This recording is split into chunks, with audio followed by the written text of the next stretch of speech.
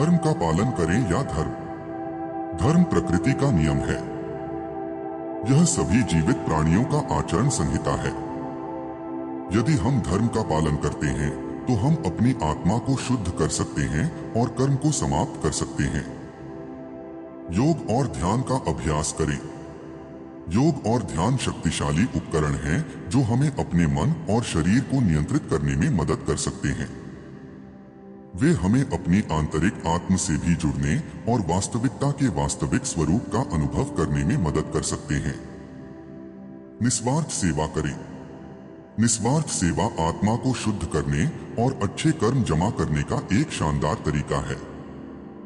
जब हम दूसरों की सेवा बिना किसी बदले की उम्मीद के करते हैं तो हम अपने दिलों को प्रेम और करुणा के लिए खोलते हैं। भौतिक संपत्ति और सांसारिक सुखों से अलगाव विकसित करें। भौतिक संपत्ति और सांसारिक सुख हमें जन्म और मृत्यु के चक्र से बांध सकते हैं। उनसे अलगाव विकसित करके हम भौतिक दुनिया के भ्रम से मुक्त हो सकते हैं और अपने आध्यात्मिक जीवन को आगे बढ़ा सकते हैं। वास्तविकता के वास्तविक स्वरूप पर ध्यान करें। वास्तविकता का वास्तविक स्वरूप शब्दों और अवधारणाओं से परे है। यह सभी सृष्टि का अव्यक्त स्रोत है। वास्तविकता के वास्तविक स्वरूप पर ध्यान लगाकर हम ज्ञान प्राप्त कर सकते हैं और जन्म और मृत्यु के चक्र से मुक्ति पा सकते हैं।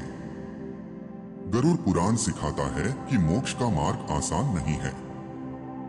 यह अनुशासन, समर्पण और दृढ़ता की आवश्यकता है। लेकिन यह एक ऐसा मार्ग है जो सभी के लिए खुला है।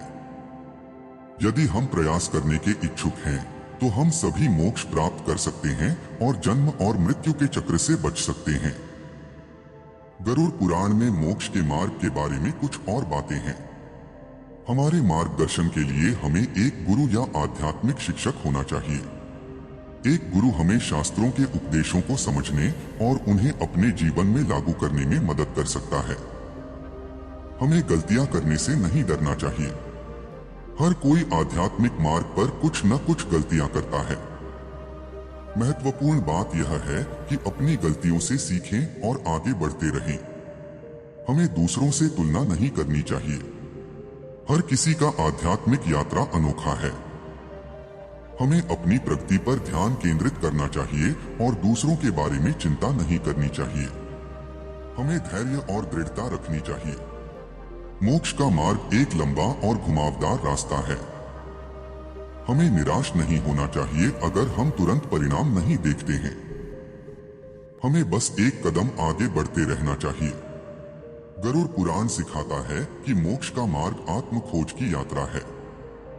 यह यात्रा है कि हम वास्तव में कौन हैं और हमारे जीवन का उद्देश्य क्या है। यह एक यात्रा है जो चुनौतियों से भरी है, लेकिन यह एक यात्रा भी है जो आनंद और पूर्णता से भरी है। अगर हम यात्रा करने के इच्छुक हैं, तो हम पाएंगे कि मोक्ष केवल एक गंतव्य नहीं है, बल्कि एक अवस्था है।